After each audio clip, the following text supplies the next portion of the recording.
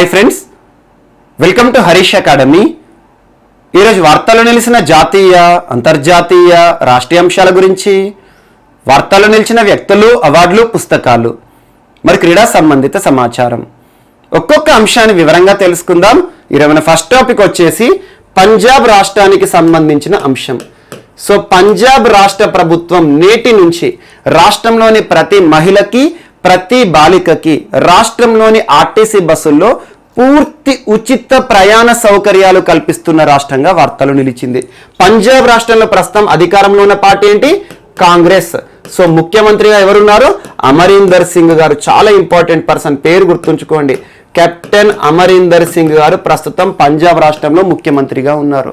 So Punjab రాష్ట్రంలో నేటి నుంచి ఏప్రిల్ 1వ తేదీ, సో ఏప్రిల్ 1వ తేదీకి చాలా ప్రాముఖ్యత, ఇంపార్టెన్స్ ఉంది. అదేంటి? ఫైనాన్షియల్ ఇయర్, ఆర్థిక సంవత్సరం అంటాం కదా. సో ఆర్థిక సంవత్సరం నేటితో ప్రారంభమవుతుంది, మార్చి 31తో ముగుస్తుంది. సో ఆర్థిక సంవత్సరం ఎగ్జాంపుల్ చూడండి. దేశమంతా అమలయ్యే బడ్జెట్ ఏదైతే ఉంటుందో యూనియన్ బడ్జెట్ అంటాము. ఇటీవల యూనియన్ బడ్జెట్ ని మినిస్ట్రీ ఆఫ్ ఫైనాన్స్, ప్రస్తుతం కేంద్ర ఆర్థిక శాఖ మంత్రి ఎవరు? నిర్మలా సీతారామన్ గారు పార్లమెంట్లో ప్రవేశపెట్టే సమయంలో చాలాసార్లు ప్రస్తావించారు. రానున్న ఆర్థిక సంవత్సరం అని ప్రస్తావిస్తూ 2021, 2022 అన్నారు. సో 2021, 2022 సంవత్సరం కోసం ఉద్దేశించబడిన బడ్జెట్, యూనియన్ బడ్జెట్ ఏదైతే ఉంటుందో నేటి నుండి అమల్లోకి వస్తుంది అన్నట్టు. చాలా ఇంపార్టెంట్. సో ఈ రోజు ఏప్రిల్ 1వ తేదీ నుండి అమరీందర్ సింగ్ గారి ప్రభుత్వం రాష్ట్ర వ్యాప్తంగా రాష్ట్రంలోని ప్రతి మహిళకి, ప్రతి బాలికకి రాష్ట్రంలోని ఆర్టీసీ బస్సుల్లో పూర్తి ఉచిత ప్రయాణం చేయొచ్చు అనే అంశంతో ఈరోజు వార్తలు నిలిచింది. దీని ద్వారా రాష్ట్రంలోని 1,30,00,000 మంది మహిళలు మరియు బాలికలు బెనిఫిట్ పొందబోతున్నారు. ఇందుకు వారు చేయాల్సింది ఏంటంటే, బస్సు ప్రయాణం చేయదలిచిన వారు ఎవరైతే ఉంటారో ముందుగానే వారి వెంట ఆధార్ కార్డు కానివ్వండి, ఓటర్ కార్డు కానివ్వండి, నివాస ధృవీకరణ పత్రాన్ని కానీ వారి వెంట తీసుకెళ్ళాలి. ఎందుకంటే బస్సులో కండక్టర్ ఉంటాడు కదా, ఆ కండక్టర్కి వీటిలో ఏదో ఒకటి చూపించాలి. ఎందుకు అంటే ఈ నిబంధన, ఈ పూర్తి ఉచిత బస్సు సౌకర్యం అనేది కేవలం పంజాబ్ రాష్ట్ర మహిళలకు, బాలికలకు మాత్రమే ఉద్దేశించబడింది. ఎగ్జాంపుల్, ఆధార్ కార్డులో కానివ్వండి, ఓటర్ కార్డులో కానివ్వండి, నివాస ధృవీకరణ పత్రంలో వారు ఏ ప్రాంతానికి సంబంధించిన వారు, లేదా ఏ రాష్ట్రానికి సంబంధించిన వారు, ఏ రాష్ట్రంలోని ఏ జిల్లాకి సంబంధించిన వారు, ఇలాంటి బేసిక్ డేటా ఉంటుంది. సో పంజాబ్ రాష్ట్రానికి సంబంధించిన మహిళలు, బాలికల కోసం మాత్రమే ఉద్దేశించబడినది. అండ్ ఇక్కడ ఇంకొక అంశాన్ని గుర్తుంచుకోండి.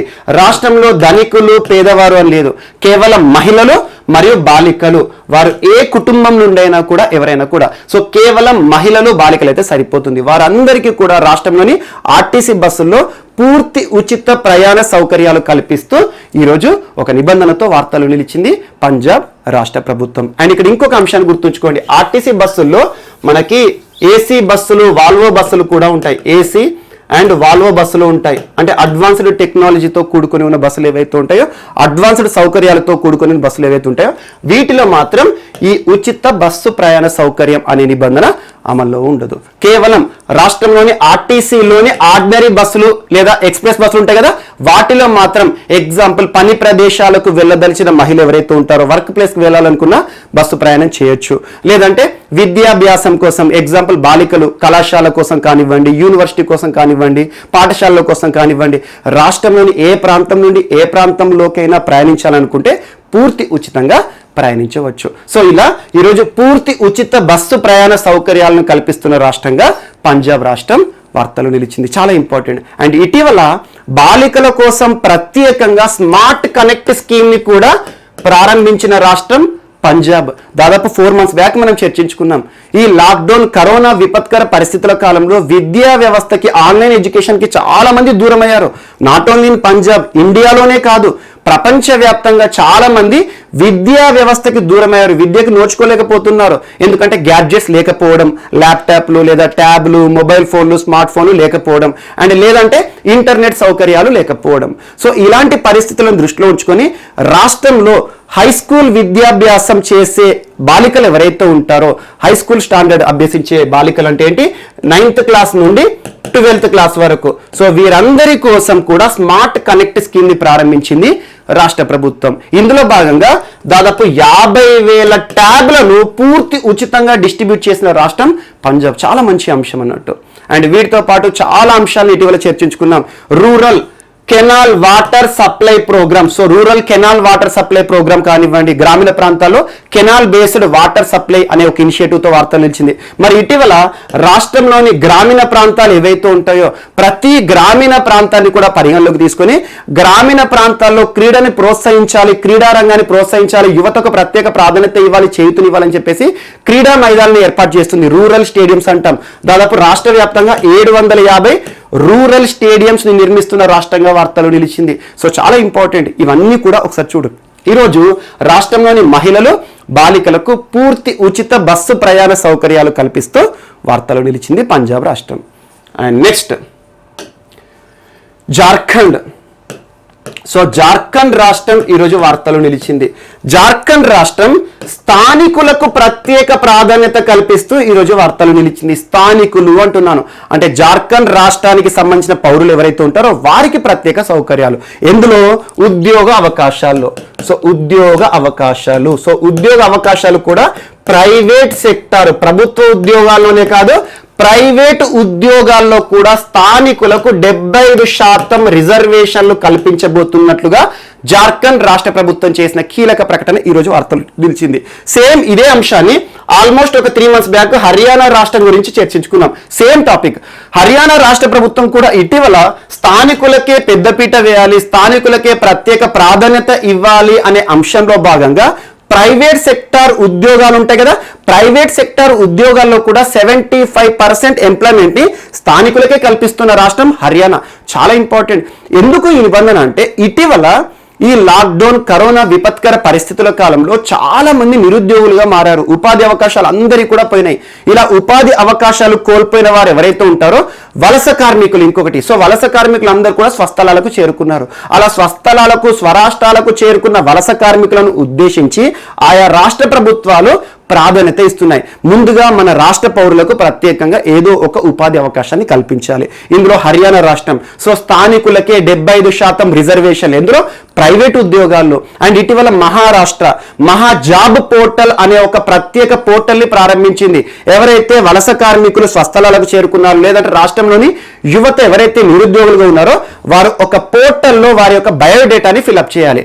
ఈ బయోడేటా ఆధారంగా ప్రైవేటు ఉద్యోగాలన్నిట్లో కూడా స్థానికులకు డొమిసైల్ సర్టిఫికేట్ నివాస ధృవీకరణ పత్రం ఆధారంగా వారికి ఉద్యోగ అవకాశాలు కల్పిస్తారన్నాడు ప్రైవేట్ ఉద్యోగాలు. సో అలాంటి అంశం ఈరోజు జార్ఖండ్ స్వస్థలంలో లేదా స్వరాష్ట్రంలో ఉన్న నిరుద్యోగులు యువతను దృష్టిలో ఉంచుకొని ఆ యువత అందరికీ కూడా ప్రైవేట్ సెక్టార్లో 75% ఉద్యోగ అవకాశాలు కల్పించే ఒక ప్రత్యేక బిల్లును రూపకల్పన చేసింది.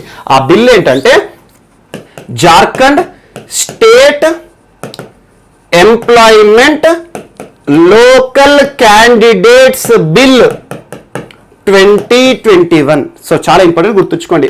Jharkhand state employment local candidates bill. Local candidates అంటున్నాను. ఈ బిల్లులో కొన్ని ప్రత్యేక నిబంధనలు పేర్కొన్నారు. అవేంటంటే సో ఎగ్జాంపుల్ ఏదైనా ప్రైవేట్ ఉద్యోగం, ఆ ఉద్యోగానికి దాదాపు 30,000 జీతం ఉందనుకోండి. నేను ఒక ప్రైవేట్ ఉద్యోగాన్ని ప్రయత్నిస్తున్నాను. ఆ ఉద్యోగానికి శాలరీ అనేది ఉంటుంది. ఒకవేళ ఆ ఉద్యోగాన్ని నేను సెలెక్ట్ అయ్యాను అనుకోండి 30,000 జీతం వస్తుంది.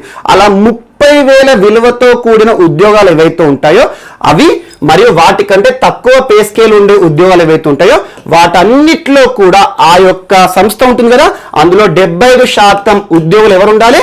జార్ఖండ్ రాష్ట్రానికి సంబంధించిన వారే ఉండాలి. అండ్ సెకండ్ నిబంధన, ఏదైనా ఒక సంస్థ 10 మంది కంటే ఎక్కువ ఉద్యోగులు ఉండే సంస్థలో కూడా ఈ నిబంధన అమలవుతుంది. 10 మంది కంటే ఎక్కువ అంటే ఏంటి? కొన్ని చిన్న చిన్న పరిశ్రమలు ఉంటాయి. ఎగ్జాంపుల్ 2-3 ఎంప్లాయీస్ తో నడిచే సంస్థలు ఉంటాయి, కుటీర పరిశ్రమలు ఉంటారు. అటువంటి వాటిలో మాత్రం ఈ నిబంధన అమలు కాదు. సో కనీసం 10 మంది ఉండే ఉద్యోగులు ఉండే సంస్థల్లోనూ మరియు 30,000 జీతం పొందే ఉద్యోగాలు ఉంటాయి కదా, 30,000 అంతకంటే తక్కువగా జీతాలు పొందే ఉద్యోగాలన్నింటిలో కూడా 75% రిజర్వేషన్లు కల్పించాలి అనే ఉద్దేశించే ఒక ప్రత్యేక బిల్లుతో జార్ఖండ్ రాష్ట్రం ఈరోజు వార్తలు నిలిచింది. చాలా ఇంపార్టెంట్ గుర్తుంచుకోండి. ఎందుకంటే ప్రస్తుతం కరోనా విపత్కర పరిస్థితుల కాలంలో ఆయా రాష్ట్రాలు స్వరాష్ట్ర పౌరులపైన ప్రాధాన్యత ఇస్తుంది. ఇలాంటి అస్సాం రాష్ట్రం కూడా ఇటీవల ప్లాస్మా డొనేట్ చేసిన వారికి ఉద్యోగ అవకాశాలు రిజర్వేషన్ కల్పిస్తామని చెప్పారు. సో అలా చాలా రిజర్వేషన్లు ఇటీవల వార్తలు ఇచ్చాయి చూడండి. అండ్ ఇంకోటి గుర్తుంచుకోండి, మనకు రాజ్యాంగంలోని ఆర్టికల్ 16 అసలు ఎలాంటి వివక్షల గురించి మాట్లాడుతుంది, వాటి గురించి ఇక్కడే మీరు లింక్ చేసేసుకోండి, పాలిటీలో లింక్ చేసుకోండి. ఆర్టికల్ 16 అనేది ఉద్యోగ అవకాశాలు వివక్షలు ఉండకూడదని చెప్తుంది. అందులో మనకి కులం, వర్ణం, వర్గం, జాతి, లింగము, లేదంటే మనకు పుట్టుక అంటే బర్త్ ప్లేస్, ఇలాంటి విషయంలో వివక్ష చూపించకూడదు. మరి అలాంటి వాటికి ఇది ఏ రకంగా సమర్థనీయం, ఇలాంటి అంశాలను మనం మెయిన్స్లో అడుగుతారు ప్రశ్నలు. ఓకేనా, చూడండి. So Jharkhand state employment local candidates bill ఏం చెప్తుంది, ప్రైవేట్ ఉద్యోగాల్లో కూడా 75% లోకల్ జార్ఖండ్ రాష్ట్ర పౌరులే ఉండాలి. అండ్ ఇటీవల జార్ఖండ్ రాష్ట్రం తరచూ వార్తలు నిలుస్తుంది. ఎగ్జాంపుల్, ప్రభుత్వ ఉద్యోగాల్లో ప్రవేశించే వారు ఎవరైతే ఉంటారో, ఆస్పిరెంట్స్, ప్రభుత్వ ఉద్యోగాలకు ప్రిపేర్ అయ్యే ఆస్పిరెంట్స్ ఎవరైతే ఉంటారో వారు ఒక పత్రాన్ని నింపాలి. అంటే ఏంటంటే ముందుగానే ఒక అంగీకారాన్ని నింపాలి. అదేంటంటే ఎగ్జాంపుల్, పొగాకు ఉత్పత్తులు కానివ్వండి, బీడీలు, సిగరెట్లు, తంబాకు తీసుకునేవారు ఉంటారు కదా, సో పొగాకు ఉత్పత్తులను తీసుకోకూడదు. జార్ఖండ్ ప్రభుత్వ ఉద్యోగుల విషయంలో ప్రభుత్వం వేస్తున్న ఆంక్ష ఏంటంటే ఎవరు కూడా రాష్ట్ర వ్యాప్తంగా ప్రభుత్వ ఉద్యోగాల్లో చేస్తున్న వారైనా కానివ్వండి, లేదంటే ప్రభుత్వ ఉద్యోగానికి ప్రిపేర్ అవుతున్న వారందరూ కానివ్వండి, వారందరూ కూడా పొగాకు ఉత్పత్తులకి దూరంగా ఉండాలని ఒక నిబంధన అమలు చేస్తున్న రాష్ట్రం ప్రస్తుతం జార్ఖండ్. అండ్ ఇటీవల కరోనా విపత్కర పరిస్థితుల కాలంలో బహిరంగ ప్రదేశాల్లో ధూమపానం మరియు బహిరంగ ప్రదేశాలలో ఈ పొగాకు ఉత్పత్తుల పైన నిషేధాన్ని విధించే వార్తలు ఇచ్చిన రాష్ట్రం. సో చాలా అంశాలు, జార్ఖండ్ అంటేనే ఎక్కువగా ట్రైబల్ పీపుల్ ఉంటారు. సో ట్రైబల్ రిలేటెడ్ వస్తువుల గురించి కూడా మనం చర్చించుకుందాం, ఒకసారి చూడండి. అండ్ నెక్స్ట్, ఈరోజు జమ్మూ కాశ్మీర్ వార్తలో నిలిచింది. So Jammu Kashmir Indian Institute of Management campus, so Indian Institute of Management జమ్మూలో ఉంది. సో జమ్మూలో ఉన్న Indian Institute of Management IIM campus లో ఆనందం అనే కేంద్రం ఏర్పాటై వార్తలు నిలిచింది. Anandam, Anandam Centre of Happiness, Centre of Happiness. So Anandam, ఇటీవల ఆనందం సెంటర్ ఆఫ్ హ్యాపీనెస్ అనే ఒక ప్రత్యేక కేంద్రం ఏ రాష్ట్రం లేదా కేంద్ర పాలిత ప్రాంతంలో ఏర్పాటే వార్తలు నిలిచింది అంటే జమ్మూ కాశ్మీర్. దీన్ని ఎవరు ప్రారంభించారు అంటారు, చాలా ఇంపార్టెంట్. మినిస్ట్రీ ఆఫ్ ఎడ్యుకేషన్, ప్రస్తుతం కేంద్ర విద్యాశాఖ మంత్రి ఎవరు, రమేష్ పోఖ్రియాల్ నిశాంక్. చాలా ఇంపార్టెంట్, ఒక విద్యావేత్త, ఒక గొప్ప రచయిత, ప్రపంచవ్యాప్తంగా గుర్తింపు పొందిన ప్రముఖులు, ఆథర్. ఇటీవలే చూసాం మనం తన గురించి. వతాయన్ లైఫ్ టైమ్ అచీవ్మెంట్ ని గెలుచుకున్నారు, వతాయన్ జీవిత కాల పురస్కారాన్ని. సో అలాంటి వారు. అంతకుముందు మినిస్ట్రీ ఆఫ్ ఎడ్యుకేషన్ పేరేంటి, ministry of HRD, human resources development, మానవ వనరుల అభివృద్ధి శాఖ మంత్రిగా ఉండేవారు. ప్రస్తుతం విద్యాశాఖ మంత్రిగా ఉన్నారు. సో రమేష్ పోఖ్రియాల్ నిశాంక్ గారు ఉత్తరాఖండ్ రాష్ట్రానికి సంబంధించిన వ్యక్తి. అండ్ నెక్స్ట్, సో ఇక్కడ జమ్మూ కాశ్మీర్ అంటున్నాను. జమ్మూ కాశ్మీర్కి ప్రస్తుతం అడ్మినిస్ట్రేటర్ ఉంటారు. జమ్మూ కాశ్మీర్లో ఎన్నికలు జరగలేదు, అసెంబ్లీ ఎన్నికలు జరగలేదు కాబట్టి ముఖ్యమంత్రి లేదు. ప్రస్తుతం అడ్మినిస్ట్రేటర్ ఉన్నారు, మనోజ్ సిన్హా గారు ఉన్నారు, lieutenant governor. And next, art of living, మనం తరచూ వింటూ ఉంటాం. ఆర్ట్ ఆఫ్ లివింగ్ ఫౌండేషన్ అనగానే రవిశంకర్ గారు గుర్తుకొస్తారు. సో ఈ ముగ్గురు కూడా వర్చువల్ కార్యక్రమంలో పాల్గొనడం జరిగింది. And Indian Institute of management అంటున్నది ఒక విద్యా సంస్థ కదా, సో విద్యా సంస్థ పరిధిలోకి సంబంధించిన అంశం కాబట్టి విద్యాశాఖ మంత్రి గారు ఇన్వాల్వ్ అయ్యారు. సో తను ప్రారంభించారు జమ్మూ కాశ్మీర్ ప్రభుత్వం ఏర్పాటు చేసిన ఆనందం అనే ఒక సెంటర్. ఈ ఆనందం సెంటర్ ఆఫ్ హ్యాపీనెస్ యొక్క ఉద్దేశం ఏంటంటే ఎవరైతే ప్రొఫెసర్స్ అందులో పనిచేసేవారు లేదంటే స్టూడెంట్స్ ఎవరైతే ఉంటారో వీరందరూ కూడా మూడ్ ఆఫ్గా ఉన్నా, లేదంటే ఎమోషనల్గా ఏదైనా ఇబ్బందులు ఎదుర్కొన్నా, ఏదైనా మనోస్థైర్యం, ఏదైనా ఆత్మస్థైర్యం దెబ్బతిన్నా కూడా ఈ ఆనందం సెంటర్లో కాసేపు గడిపితే ఏంటంటే వారికి కావాల్సిన కాన్ఫిడెన్స్ కానివ్వండి, ఒక హ్యాపీనెస్ ఫీలింగ్ అనేది వస్తుంది అనే ఉద్దేశంలో భాగంగా ఆనందం సెంటర్ ఆఫ్ హ్యాపీనెస్ అనే అంశంతో ఈరోజు జమ్మూ కాశ్మీర్ వార్తలో నిలిచింది. అండ్ నెక్స్ట్, వ్యాక్సిన్కి సంబంధించి. సో రష్యా ప్రపంచంలోనే మొట్టమొదటి దేశం రష్యా. దేనికి సంబంధించి, కరోనా విపత్కర పరిస్థితుల కాలంలో ప్రతి దేశం కూడా వ్యాక్సిన్ అభివృద్ధి కార్యక్రమాలు చేస్తున్నారు.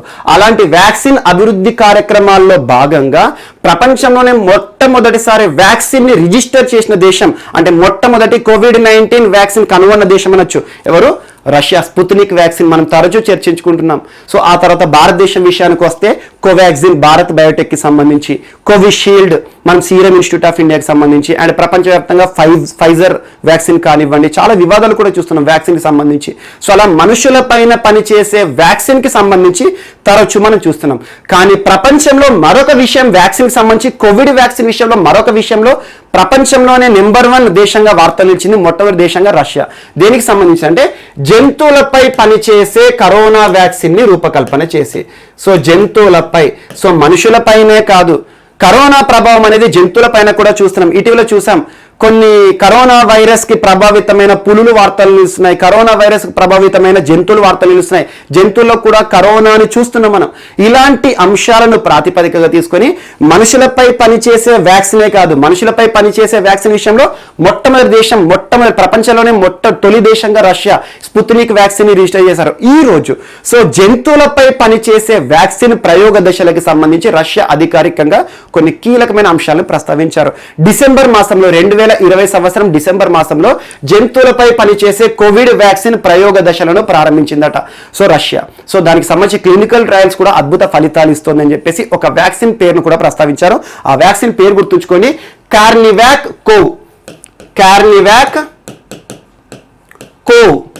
సో కోవ్ అంటే కోవిడ్ అన్నట్టు. సో కార్నివాక్ కోవ్ అనే వ్యాక్సిన్ ఇటీవల వార్తల్లో నిలిచింది. దేనికి సంబంధించి అంటే COVID-19కి సంబంధించి. కానీ మనుషులపై పనిచేసే వ్యాక్సిన్ కాదు ఇదేంటి, జంతువులపై పనిచేసే వ్యాక్సిన్. సో జంతువుల ఎగ్జాంపుల్ ఇటీవల చూడండి, చాలా దేశాల వార్తలు నిలిచాయి. చిన్న మూగ జీవాలు మింకులను చంపేస్తున్న కొన్ని దేశాలు. సో మింక్ ఫార్మ్స్ ఏవైతే ఉంటాయో అందులో కరోనా వ్యాధి ప్రబలుతుంది అని చెప్పేసి చాలా మింకులు, కొన్ని లక్షల మింకులను చంపేస్తున్నారు. మరియు ఇటీవల పులుల పైన కరోనా ప్రభావం చూస్తున్నాం. అండ్ చిన్న పిల్లులు, కుక్కల పైన కూడా కరోనా ప్రభావం చూస్తున్నాం. అలా ఈ కరోనా ప్రభావాన్ని ఎదుర్కొంటున్న జంతువులు ఏవైతే ఉంటాయో వాటిలో ఈ వ్యాక్సిన్ అనేది అద్భుతంగా పనిచేస్తుంది. దీనికి సంబంధించి అభివృద్ధి దశల్లో ఉంది అని చెప్పేసి కార్నివాక్ కోవ్ వ్యాక్సిన్ గురించి ప్రస్తావించింది రష్యా. సో రోసో అనే ఒక కంపెనీ, సో రోసో కోర్జినియో, సో మొత్తం పేరు అవసరం లేదు. సో రోసో అనే సంస్థ దీన్ని తయారు చేస్తుంది. కార్నివాక్ కోవ్ అనే ఒక వ్యాక్సిన్. ఈ వ్యాక్సిన్ యొక్క ప్రత్యేకత ఏంటి, జంతువులపై పనిచేసే COVID-19 వ్యాక్సిన్. సో అతి త్వరలో దీన్ని అధికారికంగా లాంచ్ చేస్తాం. సో ఈ రోజు మేము దీన్ని రిజిస్టర్ చేశామని చెప్పేసి రష్యా ప్రభుత్వం అధికారికంగా చేసిన ప్రకటన వార్తలు నిలిచింది. సో మనుషులపై పనిచేసే వ్యాక్సిన్ రిజిస్టర్ చేసిన మొట్టమొదటి దేశం రష్యా, జంతువులపై పనిచేసే వ్యాక్సిన్ ని రిజిస్టర్ చేసిన మొట్టమొదటి దేశం కూడా రష్యానే. అండ్ కరోనాకి సంబంధించి మరొక అంశం, వ్యాక్సిన్కి సంబంధించి నేపాల్ ఈరోజు వార్తలు నిలిచింది. ఇక్కడ యాడ్ చేసుకుంటే ఒక చిన్న బిట్. సో నేపాల్ ఎందుకు వార్తలు నిలిచిందంటే నేపాల్ దేశంలోని పౌరులకు వ్యాక్సినేషన్ ప్రారంభించింది. సో నేపాల్ దేశానికి కూడా భారత ప్రభుత్వం వ్యాక్సిన్ మైత్రిలో భాగంగా వ్యాక్సినేషన్ మైత్రి అంటే ఏంటి, భారతదేశం మన వ్యాక్సిన్ అవసరాలు తీర్చుకుంటూనే చిన్న దేశాలకి వ్యాక్సిన్ ని ఎగుమతి చేస్తుంది పూర్తి ఉచితంగా. వ్యాక్సిన్ మైత్రిలో భాగంగా ఎగ్జాంపుల్ నేపాలే కానివ్వండి, శ్రీలంకనే కానివ్వండి, మాల్దీవ్స్, మారిషస్, చాలా మయన్మార్, అలా చిన్న దేశాలకు భారత్ పూర్తి ఉచితంగా వ్యాక్సిన్ ఎగుమతి చేస్తుంది, కోవాక్సిన్, కోవిషీల్డ్ అని. సో అలా ఈరోజు నేపాల్లో కూడా వ్యాక్సినేషన్ పనులు ప్రస్తుతం జరుగుతున్నాయి. సో నేపాల్ పౌరులకు వ్యాక్సినేషన్ ఇస్తూనే నేపాల్ దేశంలో ఉండే శరణార్థులు ఎవరైతే ఉంటారో, శరణార్థులు అంటే ఏంటి, శరణు కోరి వచ్చేవారు, ఏదైనా ఒక దేశంలో బ్రతకడమే ప్రశ్నార్థకంగా ఉండి సమస్యలు ఎదుర్కొంటూ ఆ దేశం నుండి తప్పించుకొని వేరే దేశానికి వలస వస్తారు కదా, వాని శరణార్థులు అంటాం. శరణు కోరి, ఆపద కోరి వచ్చేవారు అన్నట్టు. సో అలా ఆపద నుండి తప్పించుకొని, సో అలా శరణార్థులు ఎవరైతే నేపాల్ దేశంలో ఉంటారో ఆ శరణార్థులకి కూడా వ్యాక్సిన్ కల్పిస్తున్న మొట్టమొదటి ఆసియా దేశంగా నేపాల్ వార్తలు నిలిచింది. నేరుగా గుర్తుంచుకోండి, ఇటీవల శరణార్థులకి కూడా ఆ దేశంలో శరణు కోరి వచ్చిన శరణార్థులు లేదా వలస వారికి కూడా వ్యాక్సిన్ కల్పిస్తూ వార్తలు నిలిచిన దేశం ఏదంటే నేపాల్. అండ్ నెక్స్ట్, హెల్త్ సెక్టార్కి సంబంధించి నీతి ఆయోగ్ ప్రస్తావించిన కొన్ని అంశాలు ఈరోజు వార్తలు నిలిచాయి. So India's health sector scenario అంటే ఇండియాస్ హెల్త్ సెక్టార్ సినారియో అంటే భారతదేశంలో వైద్య రంగం ఏ రకంగా ఉంది, హెల్త్ సెక్టార్ ఏ రకంగా ఉంది, ఏ రకమైన గ్రోత్ చూస్తోంది, ఏ రకమైన బడ్జెట్ కేటాయింపులు జరిగాయి, ఇలాంటి అంశాలను ఇతివృత్తంగా కొన్ని అంశాలను ప్రస్తావించారు నీతి ఆయోగ్ వారు. ఏమని చెప్తున్నారంటే 2016 సంవత్సరం నుండి భారతదేశంలో హెల్త్ సెక్టార్ గ్రోత్ యాన్యువల్లీ ఎంత ఉంది అంటే ప్రతి సంవత్సరం యావరేజ్ ఎంత ఉందట అంటే 22%. సో అద్భుతమైన విషయం, మనందరం కూడా హర్షించదగ్గ విషయం. భారతదేశంలో హెల్త్ సెక్టార్ గ్రోత్ రేట్ అనొచ్చు ప్రతి సంవత్సరం ఎప్పటి నుండి 2016 సంవత్సరం నుండి. అండ్ ఇంకొకటి 2022 సంవత్సరం చివరికల్లా అంటే బై నెక్స్ట్ ఇయర్ ఎండ్ అంటే రానున్న సంవత్సరం చివరి వరకల్లా భారతదేశం యొక్క హెల్త్ సెక్టార్ ఏ రకంగా ఉండబోతుందంటే $372 బిలియన్ చేరబోతోంది. సో చాలా ఇంపార్టెంట్, ఈ ఫిగర్స్ గుర్తుంచుకోండి. అండ్ ఇటీవల బడ్జెట్ కేటాయింపులు కూడా మనం చూస్తాము. సో బడ్జెట్లో నిర్మలా సీతారామన్ గారు హెల్త్ సెక్టర్ కోసం ఆల్మోస్ట్ 2.23 లక్షల కోట్ల రూపాయలు కేటాయించడం జరిగింది. అండ్ వ్యాక్సినేషన్ కార్యక్రమాల కోసమే దాదాపు 30,000 కోట్ల రూపాయలు. సో గడిచిన సంవత్సరంతో పోలిస్తే 137% హెల్త్ సెక్టార్కి గణనీయంగా నిధులను కేటాయించారు. సో అలా హెల్త్ సెక్టార్కి సంబంధించి కొన్ని బేసిక్ పాయింట్లను ఈరోజు నీతి ఆయోగ్ వారు ఇండియాస్ హెల్త్ సెక్టార్ సినారియో అనే అంశం కింద ప్రస్తావించారు. ఈ రెండు ఫిగర్స్ అయితే గుర్తుంచుకోండి. బై నెక్స్ట్ ఇయర్ ఏంటేమో $372 మిలియన్ భారత హెల్త్ సెక్టార్ రీచ్ అవబోతోంది. సో ఇందులో భాగంగా హాస్పిటల్స్ కానివ్వండి, క్లినికల్స్కి సంబంధించి కానివ్వండి, మనము ఇన్వెస్ట్మెంట్స్ కూడా ఆకర్షించడానికి ప్రత్యేక పథకాలను రూపకల్పన చేయండి అని భారత ప్రభుత్వానికి కూడా సూచన ఇస్తోంది నీతి ఆయోగ్. అండ్ నెక్స్ట్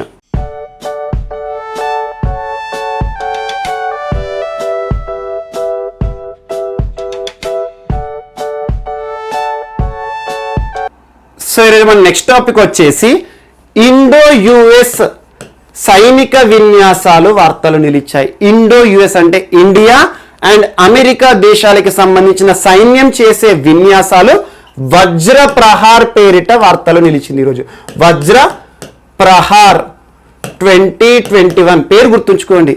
ఇటీవల ముగిసిన వజ్ర ప్రహార్ సైనిక విన్యాసాలు ఏ దేశాలకు సంబంధించినవి అంటే ఇండియా, అమెరికాకి సంబంధించిన సంయుక్త విన్యాసాలు. వేదిక ఏంటి అంటే హిమాచల్ ప్రదేశ్ రాష్ట్రంలోని బాక్లో, పేరు గుర్తుంచుకోండి బాక్లో. సో హిమాచల్ ప్రదేశ్ రాష్ట్రంలోని బాక్లో వేదికగా ముగిసిన వజ్ర ప్రహార్. సో వజ్ర ప్రహార్ ఈ సంవత్సరం ఎన్నవ ఎడిషన్ అంటే 11th ఎడిషన్, అంటే 11వసారి అన్నట్టు.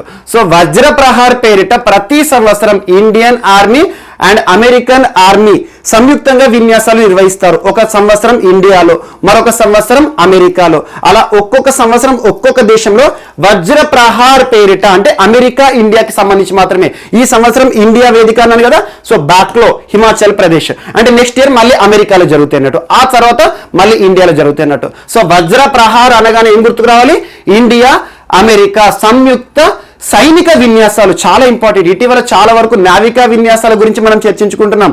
మనకు త్రివిధ దళాల్లో నావికా దళం ఒకటి, వైమానిక దళం ఒకటి, అండ్ ఇండియన్ ఆర్మీ ఒకటి, సైన్యం ఒకటి. సో ఇండియన్ ఆర్మీకి సంబంధించి మరియు అమెరికన్ ఆర్మీకి సంబంధించి సైన్యం చేసే విన్యాసాలు సంయుక్త విన్యాసాల వేదిక బాక్లో హిమాచల్ ప్రదేశ్. చాలా ఇంపార్టెంట్, గుర్తుంచుకోండి.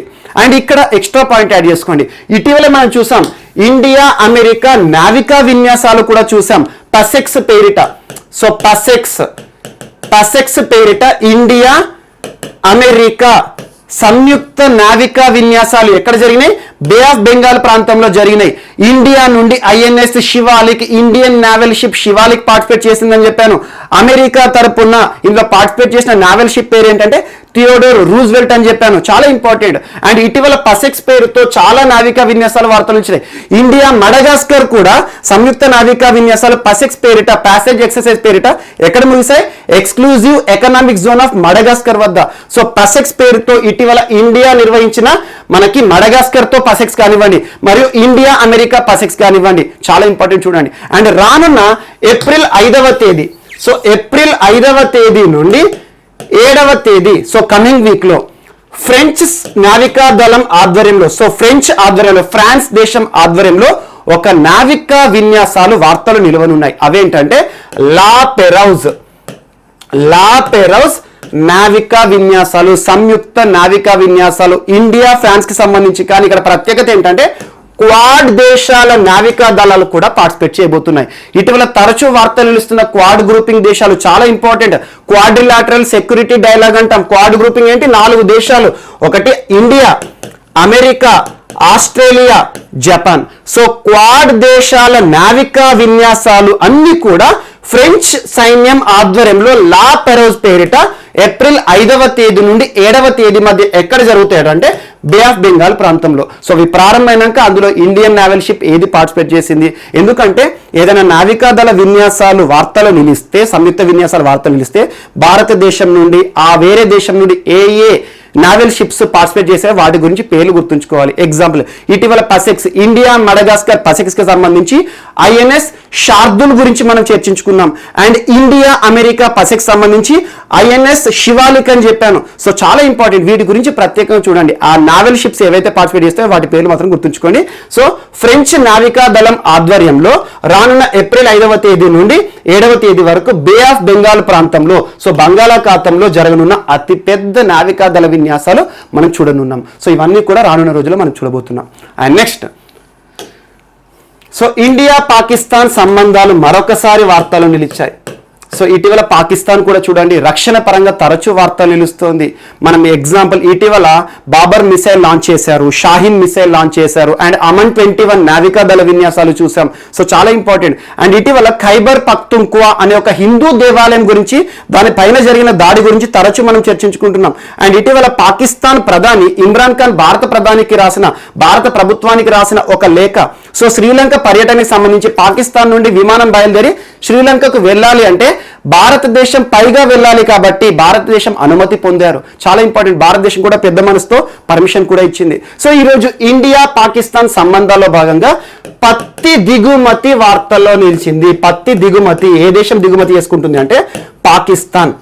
సో రానున్న జూన్ 20వ తేదీ వరకు పాకిస్తాన్ దేశం భారతదేశం నుండి పత్తి దిగుమతి కోసం అనుమతులను జారీ చేసుకున్నారు. అంటే ఏంటంటే ఎగ్జాంపుల్ ఇటీవల కాటన్ ప్రొడక్షన్ చాలా గణనీయ స్థాయిలో తగ్గిపోయింది పాకిస్తాన్లో. సో అలాంటి గణనీయ స్థాయిలో తగ్గుముఖం పట్టిన కాటన్ లోటుని ఏ రకంగా పూరించాలంటే భారతదేశం నుండి పత్తిని దిగుమతి తీసుకోవాలని చెప్పేసి పాకిస్తాన్ ప్రభుత్వం ఈరోజు ఒక కీలక నిర్ణయం తీసుకుంది. భారత ప్రభుత్వానికి లేఖ కూడా రాసింది. సో రానున్న జూన్ 20వ తేదీ వరకు పత్తి దిగుమతి చేసుకోనుంది భారతదేశం నుండి పాకిస్తాన్ దేశం. ఇది ఒకటి గుర్తుంచుకోండి. ఎందుకంటే ఇటీవల లాస్ట్ మంత్ మనం చూసాం 2 దేశాల మధ్య కాల్పుల విరమణ ఒప్పందం అనేది అమల్లోకి వచ్చింది అని చెప్పేసి.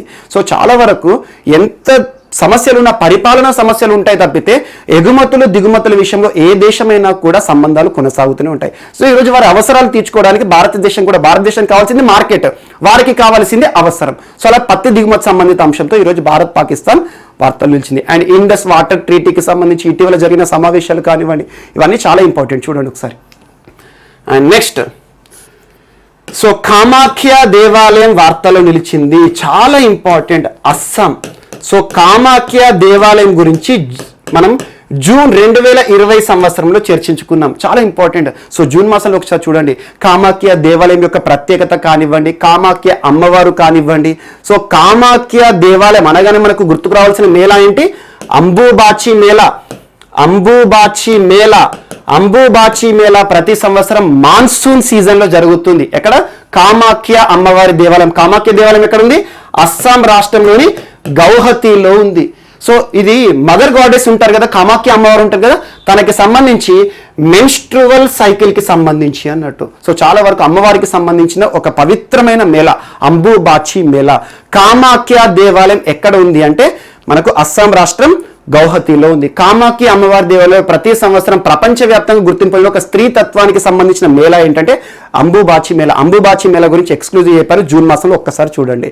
సో ఈ రోజు ఎందుకు వార్తలు నిలిచింది అంటే కామాఖ్య దేవాలయాన్ని ఇటీవల రాహుల్ గాంధీ గారు విజిట్ చేశారు. ఎందుకు అంటే ఇప్పుడు చూడండి అన్ని పొలిటికల్ స్టంట్స్ అనుకోవచ్చు మనం.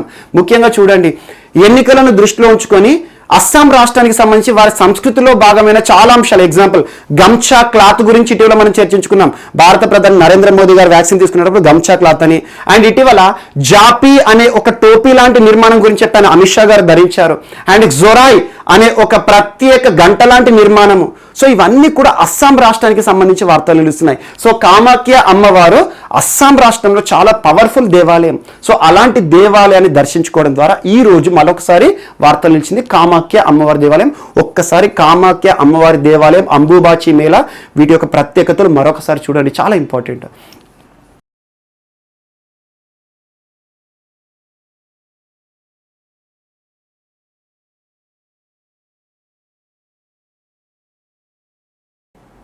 సో ఈరోజు మన నెక్స్ట్ టాపిక్ వచ్చేసి వార్తలో నిలిచిన నూతన సీతాకోక చిలుక వార్తలో నిలిచింది. సో సీతాకోక చిలుక ఒక సరికొత్త బటర్ఫ్లై ఆనవాళ్లను కనుగొనడం జరిగింది శాస్త్రవేత్తలు.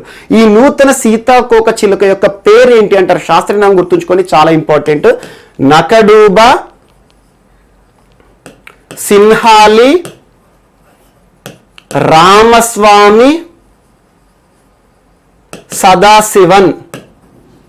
సో ప్రశ్న ఎలా అడుగుతారు పోటీ పరీక్షల్లో వీటికి సంబంధించి అంటే, ఇటీవల వార్తల్లో నిలిచిన నకడుబా సిన్హాలి రామస్వామి సదాశివన్ అనునది ఒక చేపన, ఒక పామ, లేదంటే ఒక సీతాకోక చిలుకన, ఒక కప్పన, ఇలా అడుగుతారు. ఒక సీతాకోక చిలుక, ఒక కొత్త రకమైన సీతాకోక చిలుకను వెస్టర్న్ ఘాట్స్ లో శాస్త్రవేత్తలు కనుగొనడం జరిగింది.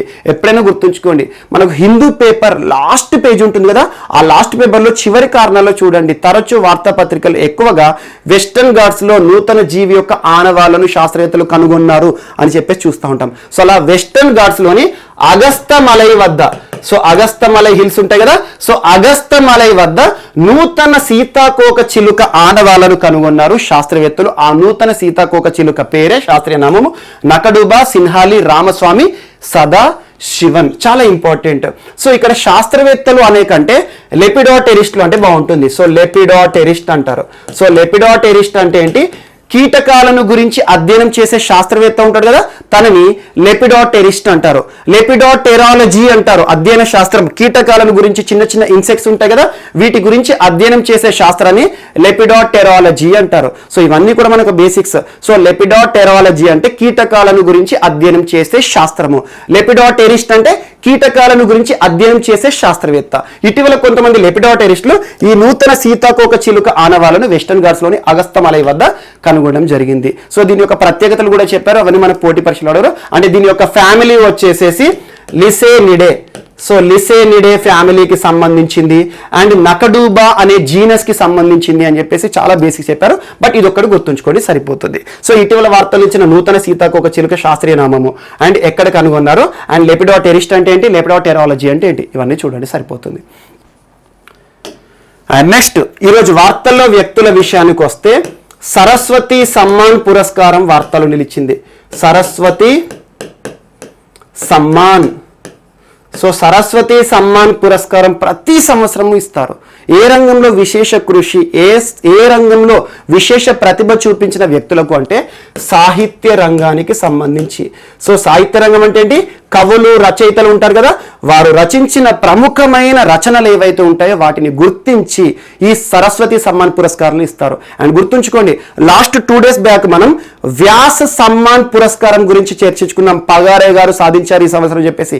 సో వ్యాస సమ్మాన్ పురస్కారాన్ని, సరస్వతి సమ్మాన్ పురస్కారాన్ని రెండింటిని కూడా ఒకే సంస్థ ఇస్తుంది. ఆ సంస్థ పేరు ఏంటంటే కేకే బిర్లా ఫౌండేషన్. చాలా ఇంపార్టెంట్. కేకే బిర్లా ఫౌండేషన్ 1991 ఇయర్ నుండి ఈ పురస్కారాలను ప్రదానం చేస్తుంది. ఈ సంవత్సరం సరస్వతి సమ్మాన్ పురస్కార గ్రహీత ఎవరు అంటే డాక్టర్ శరణ్ కుమార్ లింబాలే. డాక్టర్ శరణ్ కుమార్ లింబాలే తనే. సో తను ఎవరు?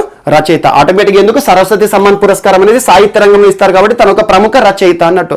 తను చేసిన ఏ రచనకు ఈ సంవత్సరానికి అంటే గడిచిన సంవత్సరం 2020 సంవత్సరానికి సరస్వతి సమ్మాన్ పురస్కార గ్రహీతగా ఈరోజు లింబాలే గారు వార్తలు ఇచ్చారు. డాక్టర్ శరణ్ కుమార్ లింబాలే. తను ఏ రచనకు గాను ఈ పురస్కారాన్ని గెలిచారు అంటారు. చాలా ఇంపార్టెంట్. సనాతన్ లేదా సనాతన అంటే మన హిందూ ధర్మం అన్నట్టు. సో సనాతన అనే రచనకు గాను తను 2020 సంవత్సరానికి సరస్వతి సమ్మాన్ పురస్కారాన్ని గెలుచుకొని వార్తలు నిలిచారు. అండ్ మనకు లాస్ట్ 2 days బ్యాక్ చర్చించుకున్న వ్యాస సమ్మాన్ పురస్కారం ఏమో పగారే గారికి సంబంధించింది. చాలా ఇంపార్టెంట్. సో అలా ఈ సరస్వతి సమ్మాన్ పురస్కారం ఈ సంవత్సరం ఏ రచయితకు వచ్చింది అండ్ ఏ రచనకు వచ్చింది. ఈ సరస్వతి సమ్మాన్ పురస్కారాన్ని ఇచ్చే సంస్థ కేకే బిర్లా ఫౌండేషన్. ఈ పురస్కారం కింద తనకు 15 లక్షల రూపాయలు ఇస్తారు, నగదు పురస్కారం. మరి ఒక ప్లేక్ ఇస్తారు, ఒక పురస్కారం, ఒక మొమెంటో ఇస్తారు. అదే వ్యాస సమ్మాన్ పురస్కారం అయితే 4 lakhs ఇస్తారు. సో ఇవన్నీ ఖచ్చితంగా చూడండి. 2 days బ్యాక్ ఇచ్చిన వ్యాస సమ్మాన్ పురస్కారం ఇంపార్టెంట్. ఈ రోజు సరస్వతి సమ్మాన్ పురస్కారం చాలా ఇంపార్టెంట్. సో లింబాలే గారి రచన సనాతన అనే రచనకు గాను ఈ సంవత్సరం తను సరస్వతి సమ్మాన్ పురస్కారం సాధించి వార్తలు నిలిచారు. And next Beverly Clary. So Beverly Clary అంటే ఎవరంటే అంతర్జాతీయంగా సో ప్రపంచవ్యాప్తంగా గుర్తింపు పొందిన ఒక చిల్డ్రన్స్ ఆథర్ అంటే ఏంటంటే తనకు సంబంధించిన రచనలు, ఒక రచయిత, గొప్ప రచయిత, తనకు సంబంధించిన రచనలు అన్నీ కూడా చిన్నపిల్లలకి సంబంధించినవే. కామిక్ పుస్తకాలు కానివ్వండి, కార్టూన్ పుస్తకాలు కానివ్వండి. సో ప్రపంచవ్యాప్తంగా గుర్తింపు పొందిన ప్రముఖ children's author so Beverly Cleary గారు ఈరోజు మరణిస్తూ వార్తలు నిలిచారు. చాలా ఇంపార్టెంట్. తను అమెరికాకి సంబంధించిన వారు. సో అమెరికాకి సంబంధించిన వారు కానీ ప్రపంచవ్యాప్తంగా గుర్తింపు పొందారు. తనకు ఒక బిరుదు కూడా ఉంది, living legend. So living legend అంటారు తనని. So living legend Beverly Cleary గారు ఇటీవల మరణించారు. ఏ రంగంలో తనకంటూ ప్రత్యేక గుర్తింపు పొందారు అంటే రచన రంగం లేదా సాహిత్య రంగం. ఆ రచన రంగంలో ప్రత్యేకత ఏంటి? తన యొక్క రచనలన్నీ కూడా చిన్నపిల్లలకి సంబంధించిన రచనలే ఉంటాయి. సో నేరుగా గుర్తుంచుకోండి, చాలా important. Next so Nimmagadda Ramesh Kumar గారు చాలా వివాదాల నడుమ తన యొక్క పదవీ కాలం ముగిసింది. ఇటీవల చాలాసార్లు మనం గడిచిన సంవత్సరంలో చాలాసార్లు వార్తలు నిలిచారు. నిమ్మగడ్డ రమేష్ కుమార్ గారు సీనియర్ ఐఏఎస్ అధికారి, ప్రస్తుతం ఆంధ్రప్రదేశ్ రాష్ట్రంలో ఎన్నికల కమిషనర్గా విధులు పూర్తి చేసుకుంటూ వార్తలు నిలిచారు. తన యొక్క పదవీ కాలం పూర్తి చేసుకుని వార్తలు నిలిచారు. చాలా వివాదాల నడుమ అంటే ఏంటంటే రాష్ట్ర ప్రభుత్వానికి మరియు రాష్ట్ర ఎన్నికల సంఘానికి మరియు రాష్ట్ర ప్రభుత్వ ప్రధాన కార్యదర్శికి చాలా వివాదాలు చూసాం. మనకు న్యాయస్థానాలు కూడా ఇన్వాల్వ్ అయ్యాయి. రాజ్యాంగబద్ధ సంస్థ అయిన ఎన్నికల సంఘానికి మరియు ప్రభుత్వానికి మధ్య చాలా తీర్పులు కూడా ఇచ్చాయి. అండ్ ఫైనల్ గా తను అనుకున్నట్లుగా రాష్ట్రంలో స్థానిక సంస్థల ఎన్నికలను నిర్వహించారు. నిన్నటితో మార్చి 31వ తేదీతో తన యొక్క పదవీ కాలం ముగిసి ఈరోజు వార్తలు నిలిచారు. సో మార్చి 31వ తేదీ వరకు నిమ్మగడ్డ రమేష్ కుమార్ గారు రాష్ట్ర ఎన్నికల కమిషన్, రాష్ట్ర ఎన్నికల సంఘం ఏంటి? రాజ్యాంగబద్ధ సంస్థ article 243K and article 243ZA రెండు కూడా ఇంపార్టెంట్. ఎన్నికల సంఘానికి సంబంధించి రాష్ట్ర ఎన్నికల సంఘం అంటే రాష్ట్రంలోని స్థానిక సంస్థలకు ఎన్నికలు నిర్వహిస్తుంది. సర్పంచ్, జెడ్పీటీసీ, ఎంపీటీసీలు ఉంటాయి కదా, సో లోకల్ గవర్నెన్స్ లో భాగంగా. సో అలా రాష్ట్ర ఎన్నికల సంఘంకి ఇతని స్థానంలో నూతన పర్సన్, తన గురించి మనం 2 రోజుల కింద చర్చించుకున్నాం, నీలం సాహ్ని గారు, సీనియర్ ఐఏఎస్ అధికారి, 1984 క్యాడర్ ఐఏఎస్ అధికారి నీలం సాహ్ని గారు మొన్నటి వరకు కూడా తను రాష్ట్ర ప్రభుత్వ ప్రధాన కార్యదర్శిగా విధులు నిర్వర్తించారు. ఆ తర్వాత ప్రభుత్వ సలహాదారుగా విధులు నిర్వర్తించారు. ఈ రోజు నుండి తను అంటే ఏప్రిల్ 1వ తేదీ నుండి ఈరోజు మార్నింగ్ 9:30కి తన పదవిని స్వీకరించడం జరిగింది. సో రాష్ట్ర ఎన్నికల కమిషనర్గా, రాష్ట్ర ఎన్నికల సంఘానికి సంబంధించి ప్రధాన అధికారి అన్నట్టు రాష్ట్ర ఎన్నికల కమిషనర్గా నీలం సాహ్ని గారు రావడం అండ్ నిమ్మగడ్డ రమేష్ కుమార్ గారి పదవీ కాలం పూర్తయ్యేసి నిన్నటితో వార్తలు నిలిచారు.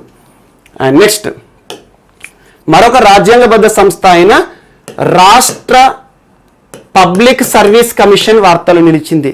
So state public service commission అంటాం, టీఎస్పీఎస్సీ ఎగ్జాంపుల్. మనకి ఇప్పుడు టీఎస్పీఎస్సీ ఈరోజు వార్తలు నిలిచింది. సో టీఎస్పీఎస్సీకి సంబంధించి చింతా సాయిలు గారు వార్తలు నిలిచారు. చింతా సాయిలు మనందరికీ తెలుసు, గడిచిన సంవత్సరం డిసెంబర్ మాసంతో తెలంగాణ రాష్ట్రంలో మొట్టమొదటి పబ్లిక్ సర్వీస్ కమిషన్ చైర్మన్ గా విధులు నిర్వర్తించి పదవి విరమణ పొందిన వారు గంటా చక్రపాణి గారు. సో గంటా చక్రపాణి గారి పదవీ కాలం పూర్తయిన తర్వాత 6 సంవత్సరాలు ఉంటుంది. పదవీ కాలం పూర్తయిన తర్వాత ఇప్పటి వరకు తాత్కాలిక చైర్మన్ గా కృష్ణారెడ్డి గారు పదవి నిర్వర్తించారు. సో నిన్నటితో మార్చి 31తో తన యొక్క పదవీ కాలం, తన యొక్క రిటైర్మెంట్ కూడా పూర్తయింది. ఈ రోజు నుండి రాష్ట్ర పబ్లిక్ సర్వీస్ కమిషన్ లో ఒకే ఒక సభ్యుడు మరియు ఒకే ఒక చైర్మన్ గా ఉన్నారు. అంటే రాష్ట్ర పబ్లిక్ సర్వీస్ కమిషన్ లో ప్రస్తుతం ఒకే ఒక వ్యక్తి ఉన్నారు, చింతా సాయిలు గారు.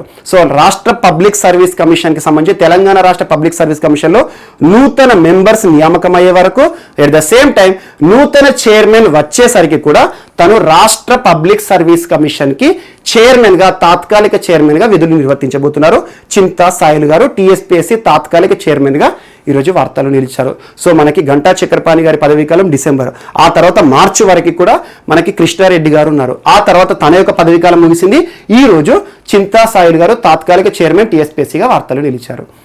And next Sagar Mukhopadhyay so United News of India, UNA అంటాం. So United News of India board of directors కి చైర్మన్ గా ఎన్నికై ఈరోజు వార్తలు నిలిచారు. ఇప్పటి వరకు ఈ పదవిలో ఉన్న వ్యక్తి పేరు ఏంటంటే విశ్వాస్ త్రిపాఠి గారు. యాక్చువల్గా విశ్వాస్ త్రిపాఠి గారు తొలగించబడ్డారు. సో విశ్వాస్ త్రిపాఠి గారి స్థానంలో యునైటెడ్ న్యూస్ ఆఫ్ ఇండియాకి నూతన చైర్పర్సన్ గా, బోర్డ్ ఆఫ్ డైరెక్టర్స్ కి నూతన చైర్పర్సన్ గా, అంటే ఈ యునైటెడ్ న్యూస్ ఆఫ్ ఇండియాకి చీఫ్ అధికార హోదాలో సాగర్ ముఖోపాధ్యాయ గారు నియమితులై వార్తలు ఇచ్చారు, ఎన్నికై ఈరోజు వార్తలు నిలిచారు. నేరుగా గుర్తుంచుకోండి, యునైటెడ్ న్యూస్ ఆఫ్ ఇండియాకి చీఫ్గా ఇటీవల వార్తలు ఇచ్చిన పర్సన్ పేరు సాగర్ ముఖోపాధ్యాయ. తన స్థానంలో అంతకుముందు ఎవరుంటే విశ్వాస్ త్రిపాఠి గారు. సాగర్ ముఖోపాధ్యాయ పేరు గుర్తుంచుకోండి. అండ్ ఈరోజు క్రీడలకి సంబంధించి ఇంటర్నేషనల్ షూటింగ్ స్పోర్ట్స్ ఫెడరేషన్ ఇటీవల డాక్టర్ కర్నీ సింగ్ స్టేడియంలో ముగిశాయి. యాక్చువల్గా న్యూఢిల్లీ కేంద్రంగా జరిగిన ఇంటర్నేషనల్ షూటింగ్ స్పోర్ట్స్ ఫెడరేషన్లో అత్యధిక పతకాలు సాధించి భారతదేశం వార్తలో నిలిచింది. దాదాపు 30 స్వర్ణ పతకాలు, 9 సిల్వర్ పతకాలు అండ్ 6 కాంస్య పతకాలు సాధించి ఇండియా ఈ పతకాల జాబితాలో టాప్ ప్లేస్తో ఈరోజు వార్తలు ఇచ్చింది. ఎక్స్క్లూజివ్గా షూటింగ్కి సంబంధించి ISSF ఇది ఏదైతే ఉంటుందో ఇందులో ఈ పతకాల జాబితాలో భారతదేశం టాప్లో నిలిచింది. అదొకటి గుర్తుంచుకోండి. 30 స్వర్ణాలు సాధించడం జరిగింది భారతదేశానికి సంబంధించి. ఎక్కడ జరిగాయి ఇవన్నీ కూడా? Doctor Karni Singh stadium. So shooting range ఉంటుంది కదా, ఎక్కడది? న్యూఢిల్లీ కేంద్రంగా జరిగాయి. సో ఇందులో భారతదేశానికి సంబంధించిన క్రీడాకారులు అద్భుత ప్రతిభను చూపించడం జరిగింది. సో ఇదొకటి ఈరోజు క్రీడలకు సంబంధించిన అంశం. ఇవి మనకు వార్తలో నిలిచిన అంశాలు. మిస్లేనియస్ అంశాలు ఏమైనా మిగిలిపోతే మాత్రం మనం రేపటి క్లాస్లో యాడ్ చేసుకొని నేర్చుకుందాం. రేపు కలుద్దాం. Thank you.